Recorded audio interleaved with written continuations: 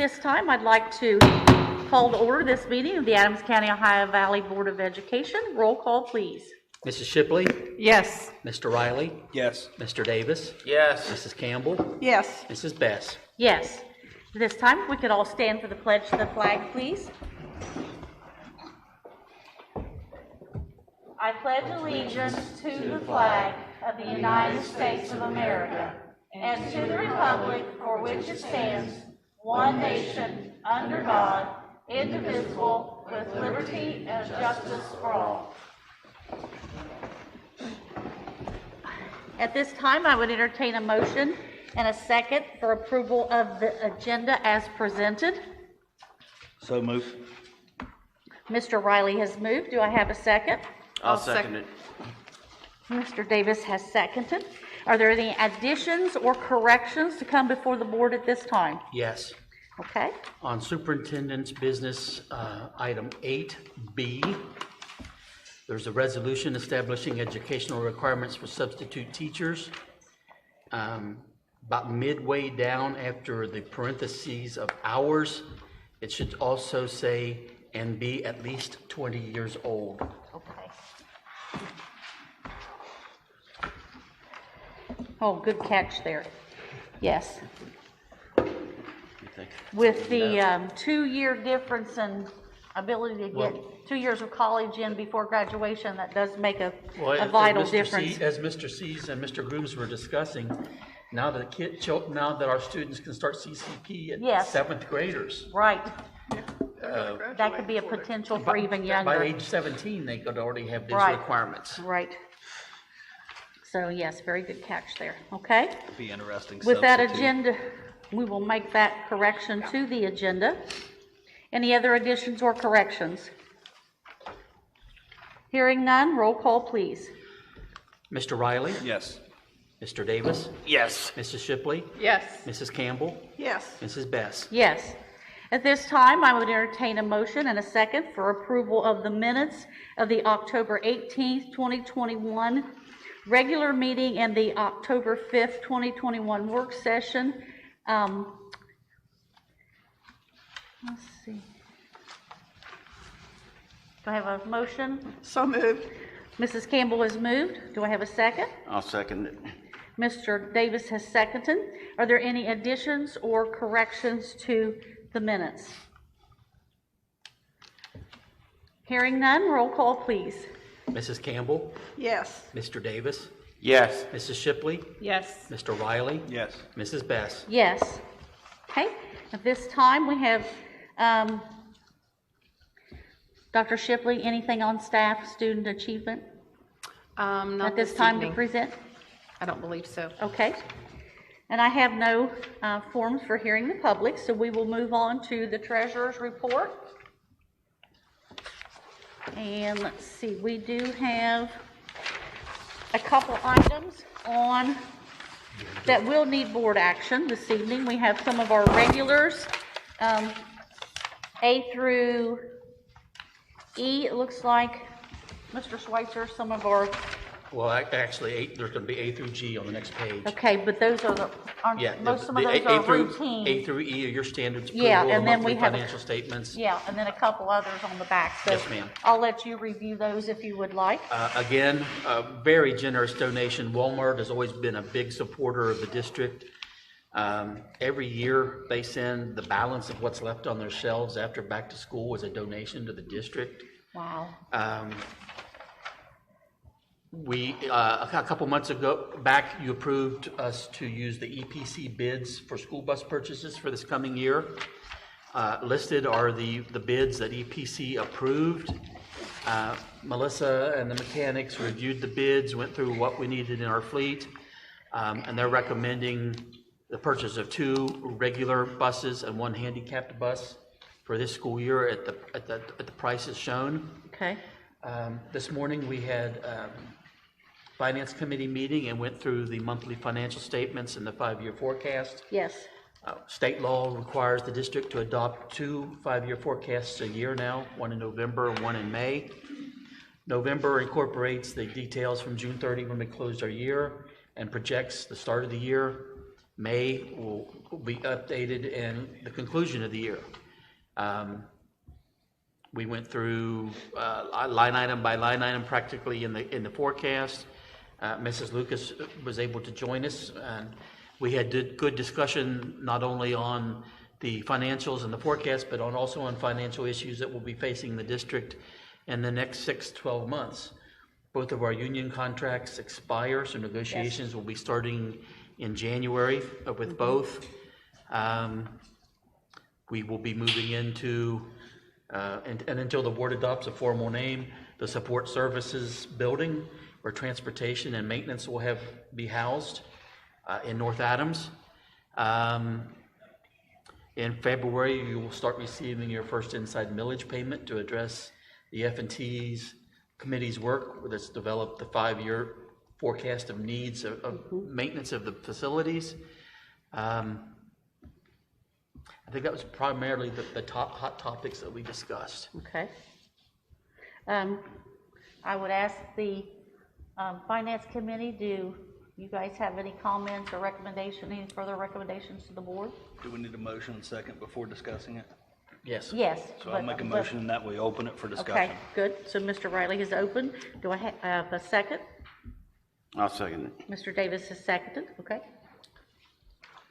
Good to go? All right, so the 5-year forecast that we looked at today, I'll say the last one, the one we did a year ago, was probably the best one that I thought we had in the last 4. This one is not as favorable. There are some things on the horizon that are going to need adjustment in the spending of the district in years like 2024, 2025. So need to start preparing and making some of those changes now that direction.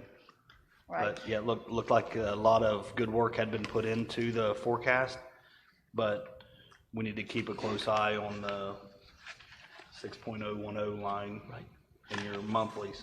And to comment on what Mr. Riley said, in this forecast, the state of Ohio has not yet got a formula to put in place to put the fair school funding model in place. So right now, when you look at our monthly financial statement, we're down about $112,000, where we're supposed to be held harmless.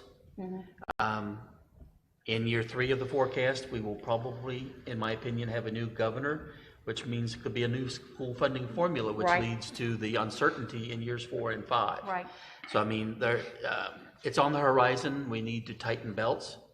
It's on the horizon. There may be another funding formula yet again, but it's not. It's early enough where we can start making adjustments. Right.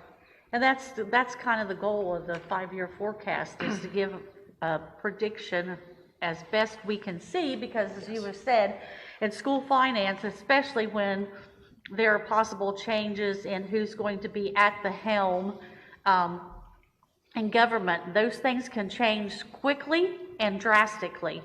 And you try to look ahead with the 5-year forecast to prepare for that as much as you can, and you keep a watchdog eye out, which I know our Treasurer's Department tries to stay on top of the chatter and the things coming out of Columbus to help us kind of prepare and say, okay, better to prepare for this, and maybe the outcome will be better than what was anticipated, but better to be prepared. So, I'm glad to know that you guys are staying vigilant on that and keeping us appraised of those changes as they come. One of the line items also that will probably see fluctuation is our transfer line. Once again, our bell curve on age of staff is starting to creep lopsided. We have 138 staff members that now qualify on the 2555 spreadsheet that I have to do for auditors that show they will probably retire from you and be earned a severance package. But with negotiations coming up, different ways of creativity could have come about to lessen the impact on the district. But that's right now, the numbers that are in the forecast is if we had to actually pay everything with the current with number. nothing happening through Right. negotiations. With current, okay, yes. And know- that is just a natural process of, when you Right, work in we have to take the doom and gloom scenario, the Yes, worst case, yes. on all of our expenses Yes. throughout, and be ultra conservative on the revenue. Yes. One of the other things that we discussed in depth was about our health insurance. And Brian brought up, we've Right. pretty much frozen the premiums for the last When, 3 when the, years. when the board decided to Yes. go But- self-funded in 2019, it has been an excellent decision. But it is coming. Right, we, And that's one thing that we have to, when I was at Capitol Conference, I went in and talked to or listened and was taught about all the negotiations that we'd have to go through and a lot of the language that need to be put into that. They were talking about probably most of these unions are asking for at least 2.5%, and some up to 5 and 6, which we could afford that, obviously. But there's different creative ways to do things. But we've got a good health program right now. We want to keep it, but it's coming. There's going to have to be a raise somewhere, whether it's on the front end or the back end. Brian, you can explain that better than I can. How. well, luckily, for the last 3 years, we've been able to freeze health insurance rates. Yes. And that's unheard of in the industry. We do have a couple high-dollar claims that have just occurred recently. Hopefully, this year we'll balance it out. But in the forecast, we are projecting increases of 6% for the next several years. Yeah. Which is still conservative when you look at what other groups. Yes. The EPC group that we take our bus bids through, they also offer health insurance. Last year, their clients had a 22% increase. At the EPC meeting they had in November, when they talked about the buses and the bus bids, they warned their clients that we'll see a double-digit increase again this year. Again this year. Wow.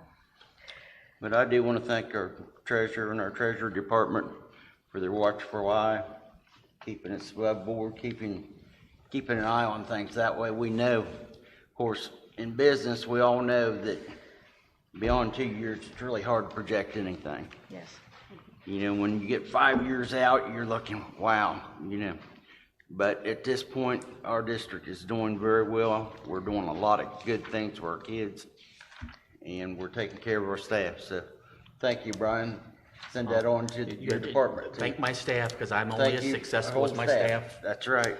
does for me. Yep. College Credit Plus, CCP was the other area that had a big increase this year, Yes, so and- it's something to watch. And that might trigger a necessary revision in January or February. Right now, the state requires if you have a deviation of more than 5% in a line item, they want a revision. Okay. The preliminary numbers through EMIS are showing about $680,000 in CCP enrollment costs for this year, where last year we only had about 460, and we projected a little increase, but not that big of an Yeah, increase. that's a pretty large So increase. if the children stay enrolled, and those costs look to materialize, we will probably have to adopt an interim new 5-year forecast in January or February. Okay. Okay. Just revising that, correct? For that specific line item, that goes through as the purchase service line item. And that's specifically due to more students taking Taking advantage of the CCP CCP offerings. Yes, CCP program. And maybe not taking advantage of the credentialed teachers that we have that offer the CCP. Correct. Maybe Yes. they're choosing to go outside of It the would district. be a and get that. combination of both. Yes. Yes. Yes.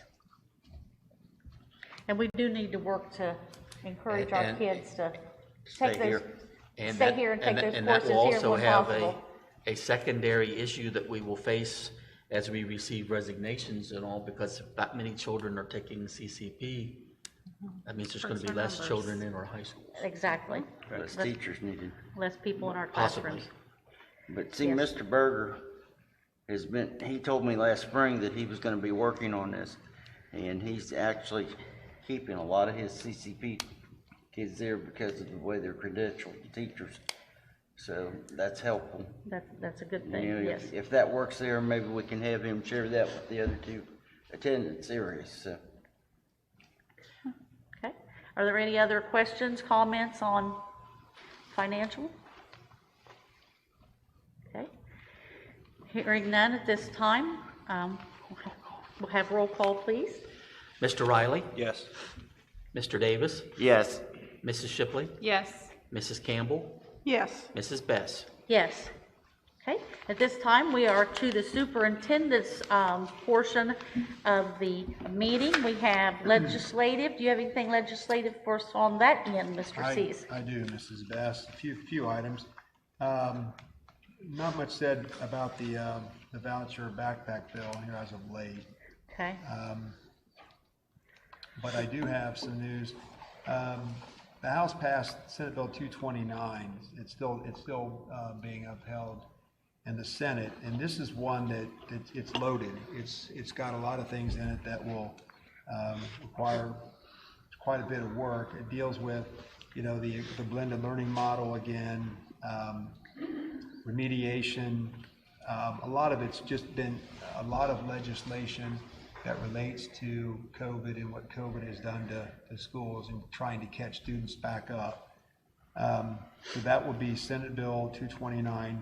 Stay tuned, because that's one of those ones that will require quite a few administrative discussions. House Bill 99, that's the one that the bill would expressly state that it is intent to overrule the decision by the Ohio Supreme Court that was the Gabbard-Madison Local School District. The bill would require a school district to provide public notification if a school district authorizes one or more persons to go armed within a school. So that's the piece of legislation that took the guns away from the staff. And but there's now a piece of legislation that was the suit that's sitting out there, House Bill 99, that will allow us to reconsider that. So again, stay tuned. okay, The House unanimously passed House Bill 230, and this bill would establish the plan to migrate the state's information technology system to the state's computer system and cloud environment, and establish cybersecurity and fraud advisory board. And of course, that will go to the Senate for its consideration. And I think we understand that. We understand what it means to be hacked. I think Yeah. within the local region, we're experiencing that Yeah, absolutely. right now. So, we know that much more has to be done in that regard. And I do appreciate the forward thinking of Eddie and Jonathan keeping us out in front of that, so. yes, That's all I have right now in legislation. Okay. Out there. all right. I would entertain a motion and a second. It looks like under the education curriculum, I'll open it up, Mr. Cease, and then have you comment.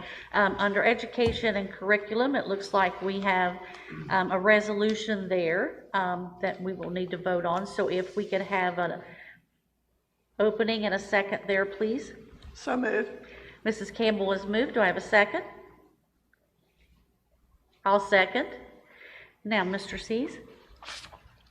I want to direct the board to, take a look at those reports that are turned in. There's some really, really good stuff in there. And I think if there's nothing, you got to take something to take away from that. There are a lot of efforts being made to help our students. Staff is working really hard. I guess what I would just like to make a point of, we had an LMC meeting last week, a Labor Management Council meeting, and that's where we discuss things before they become real big problems.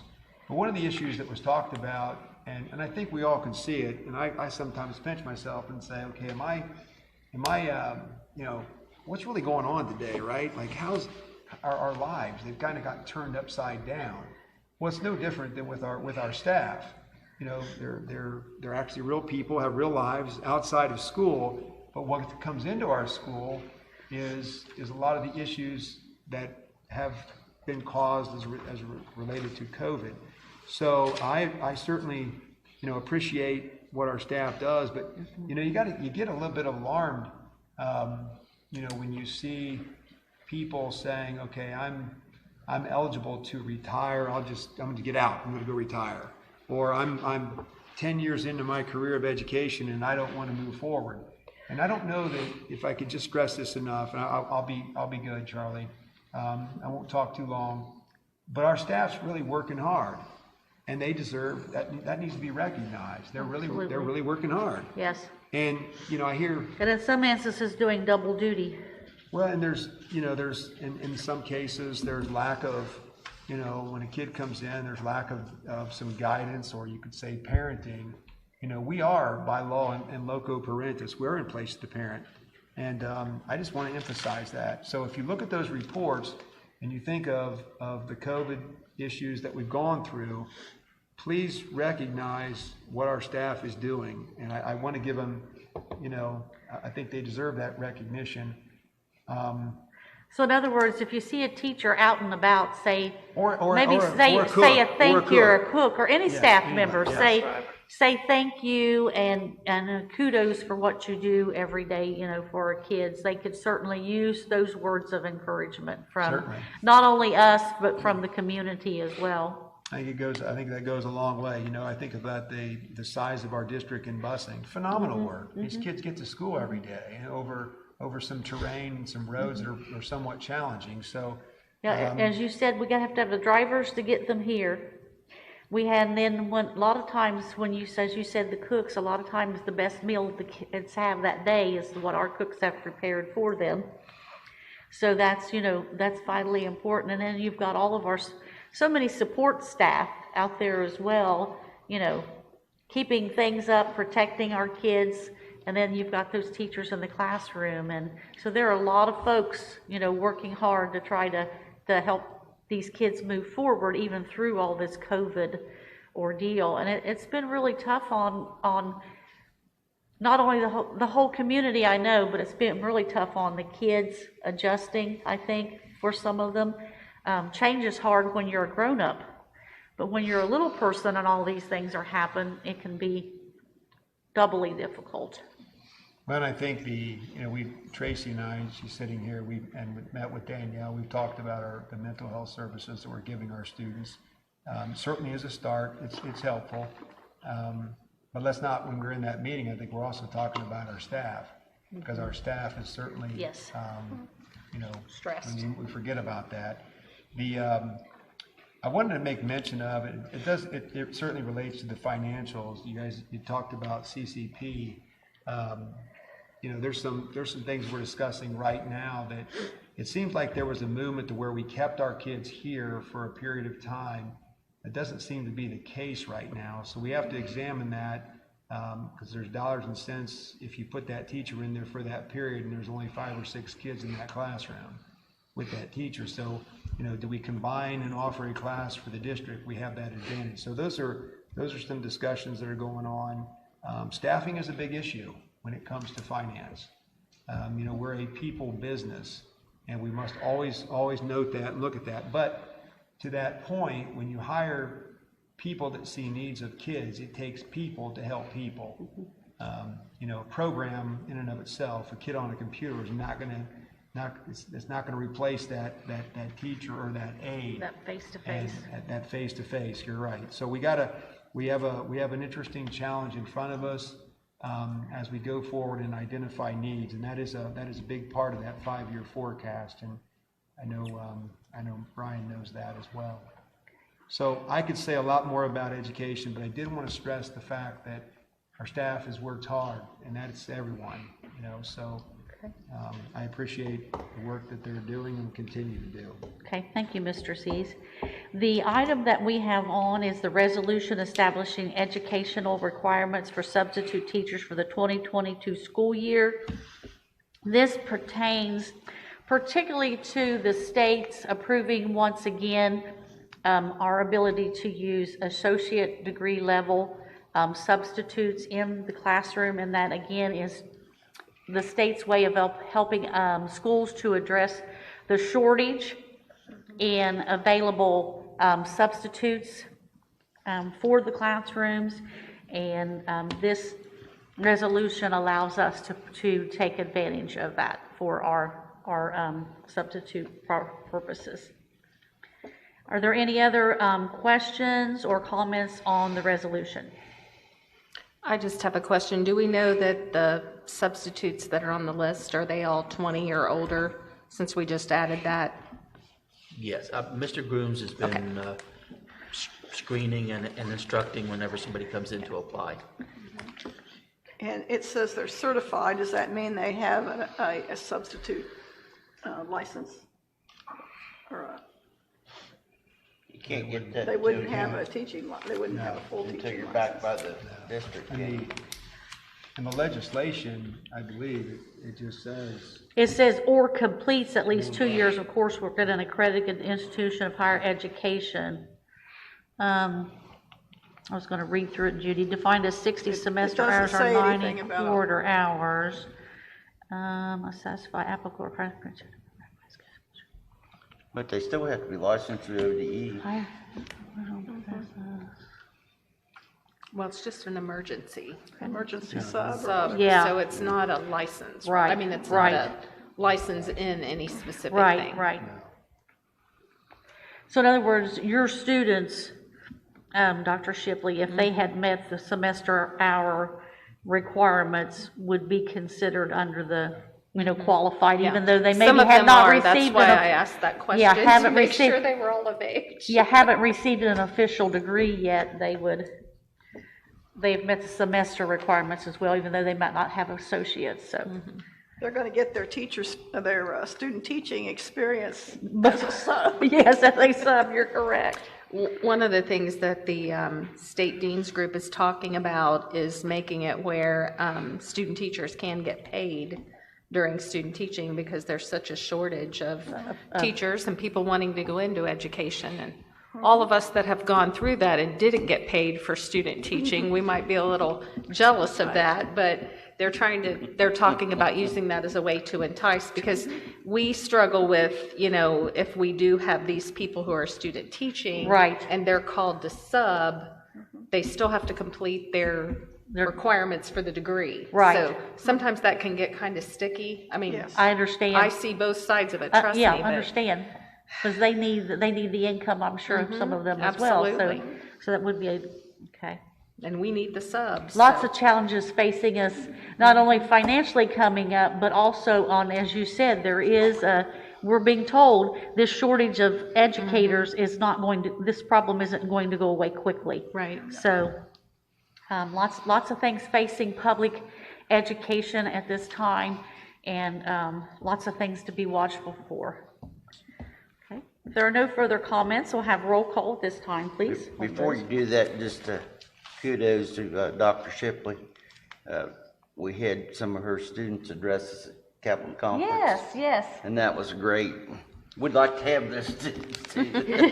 Yeah, I told them they had a really good job interview up there because they were very sought after. But yeah, they did a really good job. I was proud Wonderful. of them. Especially when they've got science and math. Yes, Yeah. wonderful. And once again, it was nice to have Adams County represented as actual presenters to the other schools in the state saying, hey, we have some really good ideas here. So it's nice to be on that end of the program. So thank you, Dr. Shipley, for getting those two programs going for us up there. Okay, roll call, please. Mrs. Campbell, Yes, Mrs. Bess, Yes. Mr. Riley, Yes. Mr. Davis, Yes. Mrs. Shipley. Yes. Okay, and the next item on our agenda is facilities and transportation. We have three separate items there this evening. One is the indoor track resolution to recognize our three attendance areas and approve participation in the OA track and cross-country coaches Ohio State Indoor Track and Field Championship. The next is two extended field trips. North Adams High School Beta to Columbus and convention on February 14th through the 16th of this year, 2022. And then they would like to propose a trip for the 9th and 10th graders to New York in May of 2023, North Adams High School as well. So that's on our extended field trips. And then on the last one, it's an RFQ for property work. And once we approve, I'll have Mr. Riley, who is the chair of the F&T, address that one a little bit before we vote. So just to make sure everyone's up on those bids and that RFQ as well, Mr. Riley, okay?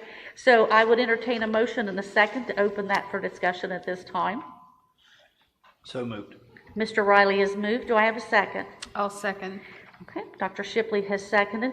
Before we get to the RFQ, are there any questions on the track?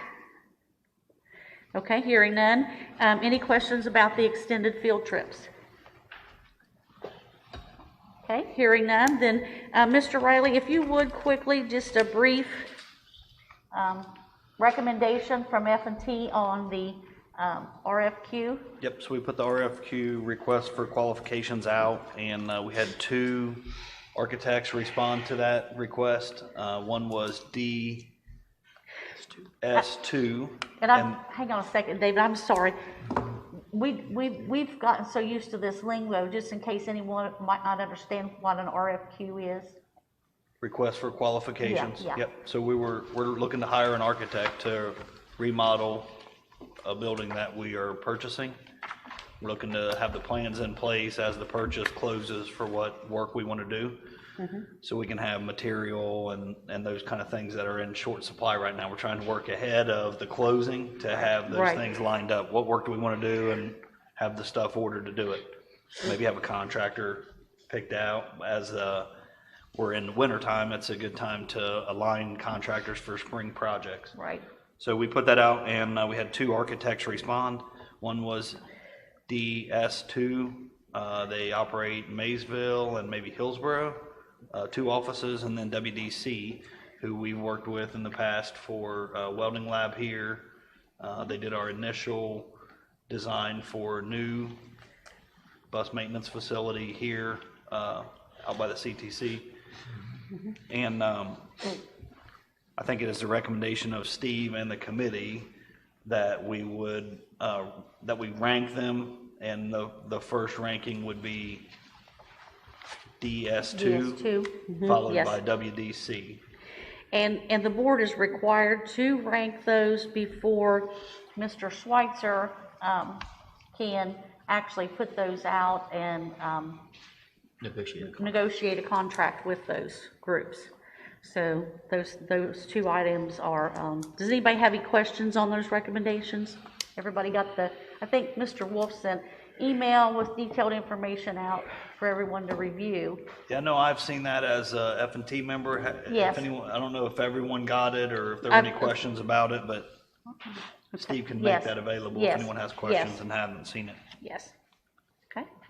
Yeah, so this motion here would allow Brian and Steve to begin negotiation with those on what their percentage fee would be for that work. We talked about it in the F&T committee some today about what the budget for that project would look like and how we would fund it and what funds are available. So I think we felt comfortable with that from a finance committee perspective, and then From now the F&T. F&T side Okay. will start moving forward. Okay, very good. Are there any other questions at this time? Okay, hearing none, roll call, please. Mr. Riley, Yes. Mrs. Shipley, Yes. Mr. Davis, Yes. Mrs. Campbell, Yes. Mrs. Best. Yes. Okay. Do we require an executive session at this time? Anyone have anything? Okay. Hearing no need for executive at this time, we will move on to the next portion of our meeting, which is personnel, and we have rather lengthy, 8 different areas here. Some of them are, a lot of them are our regulars, resignations, employment. I'm looking to see. We have 1 unpaid leave of absence request on there, but other than that, most of it is some of our routine. If we will entertain a motion and a second to vote on the items 1 through 8. So moved. Mr. Davis has moved. Do I have a second? I'll second. Mrs. Campbell has seconded. Are there any questions or comments? No one needs separated out, correct? Everybody just do a quick double check. Sometimes it's easy to, okay, I do not see any at this time. Mr. Grooms has been very busy, it looks like. Yes, yes. Okay, hearing no questions or comments, I would entertain a roll call, please. Mr. Davis, Yes. Mrs. Campbell, Yes, Mrs. Shipley, Yes. Mr. Riley, Yes. Mrs. Best. Yes, then we do have one item here that did need to be separated out. It is entertain a motion and a second to amend Resolution 96-21 to employ Dustin Dean as junior high boys 7th grade coach, not girls, as it was on previous at North Adams High School. So this is just an amendment to a prior resolution that there was a typo apparently. It had him listed as girls instead of boys coach. So I make the motion for that. Mr. Riley has moved. Do I have a second? I'll second. Dr. Shipley has seconded. Roll call, please. Mr. Riley, Yes. Mrs. Shipley, Yes. Mr. Davis, Yes. Mrs. Campbell, yes, Mrs. Best. Yes. Okay, next we have administrative advisory. I would entertain a motion and a second. So moved. Mr. Davis has moved. Do we have a second? I'll second. Okay, it looks like we have items 1 and 2 there with the SAS District Fellowship for 2021 school year membership of $200. And then we have some policies and procedures for adoption. We have any questions or comments on any of those items? the first reading on those policies was last month, so this is adoption. Just adoption, yes. And the $200 SAF membership, just make a comment, I guess, that we work with them closely on several things, and the biggest one is probably Night to Shine, is that right? Yes. Camp Dovetail. Camp yeah. Dovetail, yes. They do quite a bit for us. Good For that organization. $200, I think we probably get our money's worth yeah. there, huh? Yes. What's the status of that this year? Do you know? Have they spoken of? Yeah. Didn't I say that? They held one this past year. Yeah, it wasn't. Yep. Still big win. Right. Okay. All right. Okay, hearing no further comments, or are no comments or no questions, I'll make sure there. Okay, roll call, please. Mr. Davis, Yes. Mrs. Best, Yes. Mrs. Shipley, Yes. Mr. Riley, Yes. Mrs. Campbell. Yes, Okay, now we are to the portion of the meeting for old business. Do we have any old business to come before the board at this time? I have your next meeting listed as December the 13th here at the CTC, and I wanted to verify the time. I had written down 6:30, but as of late, you've been meeting at 6, so I'd like to clarify that. Dr. Shipley, do you have any conflict on that night? 6 o'clock, did you say? Yeah, that'll work. 6 o'clock is okay? Okay. Yeah, I know we discussed this at the beginning of the year because we wanted to make sure with Dr. Shipley's new position, she had time. That's one thing that's important as a board. We've had to adjust our times and even our days over the years to work with, all of our board members to accommodate, jobs and other commitments that they might have as well, so that we can all be in attendance. So that's why we have that fluctuation sometimes in times and days or dates of board meetings. Okay. Do we have a work session scheduled for the end of the year? We do not, but we probably do Don't we need to need one? schedule one. I would think so. I know we have a couple people that would like to address us. I know Mr. Mitchell from IT would like to present us with some ideas for our IT program and maybe some forward thinking we can do to increase opportunities for students there. Mr. Parker would like to talk to us. And on that. Mr. Parker, I think, would like to meet with us again. I think he and Mr. Mitchell are collaborating on a project as well. So December is, it's always a very, very hectic month for everyone. You always have extra meetings, school programs, people trying to close out end of the year activities. So I don't know what we have available. Well, school's out when? The 17th is the last day for 17th. students. Yeah. Wonder if we could do one after that. Pull my calendar out as well. And I would invite our board members that'll be coming on in January, Mrs. Lucas and Mrs. Dement, would you look at your calendars as well too? Because we'd like to be able to invite you to that work session as well. If you think the work session is going to result in action, if you want to do it at your regular meeting, you need to do it before the 13th. But I can always advertise it as a special meeting instead of a workshop if you feel action may result from anything you hear that day. I don't think it would be immediate. I think we would need the work session and the information. Typically, when we do a work session, we do because we are going to be presented with a lot of detailed information about that specific program or that specific topic.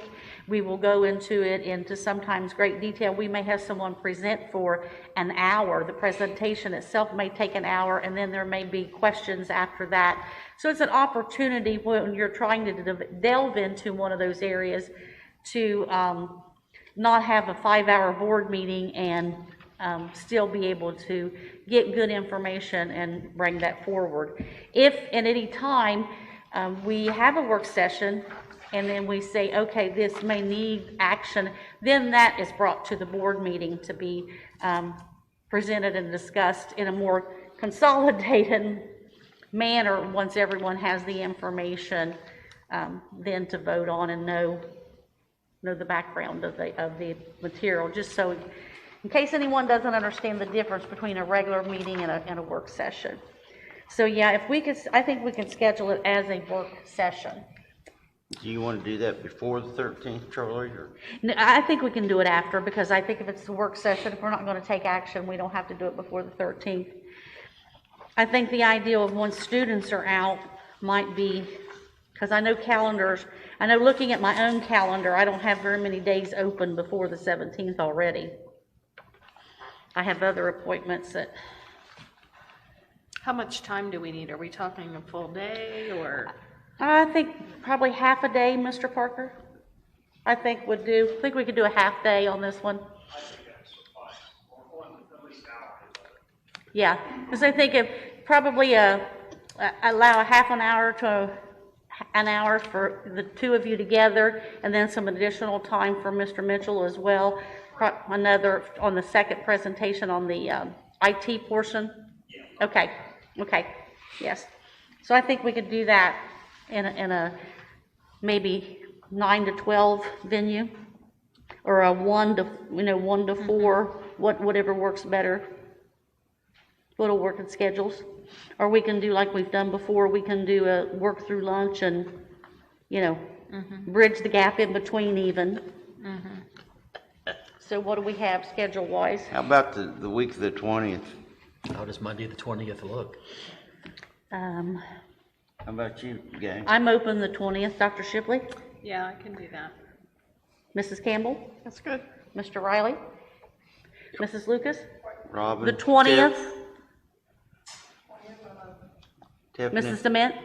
Now, Mrs. Dement, I know you're still working as well. Do you have time restrictions there? Or will you be working from home? I mean, is that a flex day for you? You're open that day? Okay, that works then. All right. What's your preference, morning or after or later? You want to do or you want to do, yeah, Not until the 23rd. Why don't we do morning? okay. And that way you can go in the Because I afternoon. know I'll be coming from home in the morning. Okay. About what time then? Want to do 9 to 12? Does that work for everyone?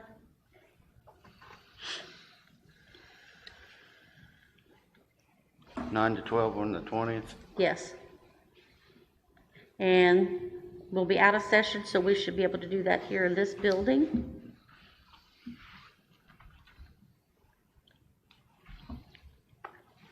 And, Mr. Parker, I could send Mr. Mitchell an email, but if you want to go ahead and give him a verbal heads up as well? I am as we speak. Okay, does that date work for him? Yes, I believe so, yes, we're flat back, yeah. Okay, okay. If it should not work for Mr. Mitchell, let me know right away, and we can work on adjusting that, but, okay.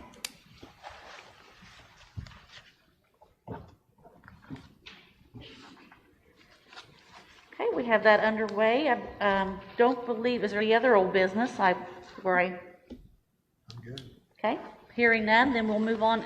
I have no need before me for an executive session at this time. Okay, then I would entertain a motion and a second for adjournment. So moved. Mr. Riley has moved. Do I have a second? I'll second. Mrs. Campbell has seconded.